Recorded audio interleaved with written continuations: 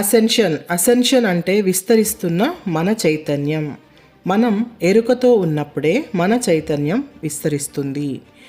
ఈ భౌతికపరమైన 3వ పరిధి నుంచి 5వ పరిధికి చెందిన ఉన్నత చైతన్యం వైపుకి విస్తరిస్తుంది.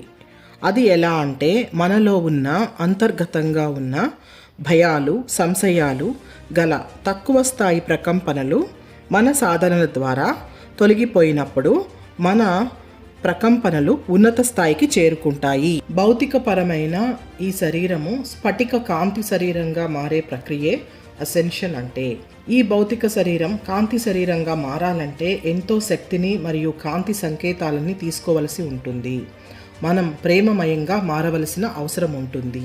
ఈ సమయంలో భూమాత కూడా ఉన్నతంగా పరిణామం చెందుతూ ఉంది. మరి భూమాతతో పాటు మనము కూడా అసెండ్ అయ్యే అనుకూలమైన సమయం ఇది.